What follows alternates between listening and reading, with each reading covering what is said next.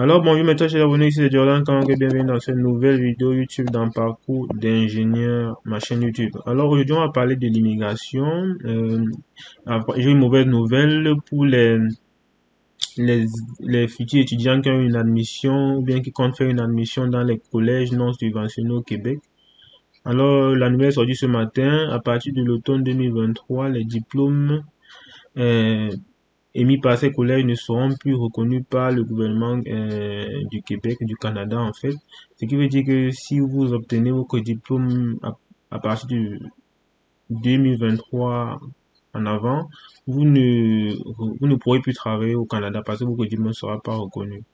Alors, voici la nouvelle qui est sortie à Radio-Canada ce matin. Je vais vous mettre le lien en description pour que vous allez lire et pour mieux comprendre de quoi il s'agit.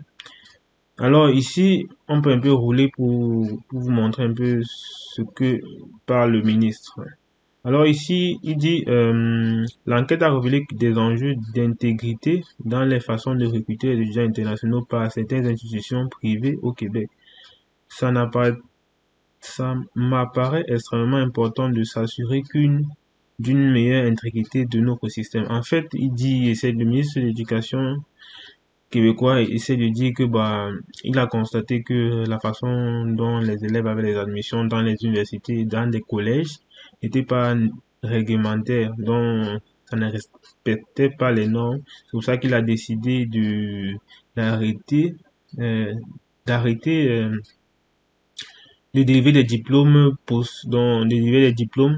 les étudiants étrangers à partir de 2023.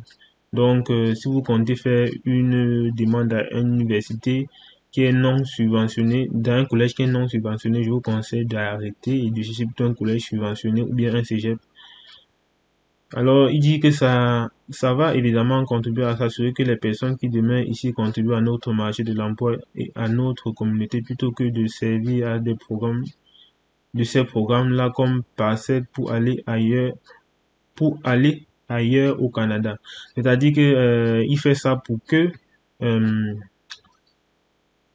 pour éviter que des gens viennent juste utiliser cette méthode pour entrer au Canada. Parce qu'il a constaté que les gens utilisaient cette méthode pour entrer au Canada, d'après les statistiques qu'il a données ici en haut, que entre 2016 et 2018, il y a eu 4900 étudiants qui sont entrés grâce au collège, et entre 2019 et 2021, il y a eu 11 500, dont le tarif a presque triplé.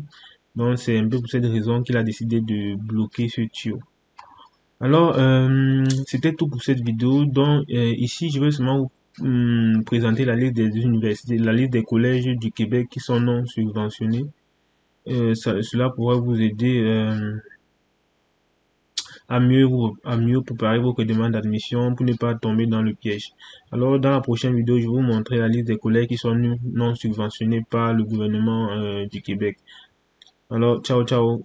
On se retrouve dans la prochaine vidéo pour la liste des collèges non subventionnés au Québec.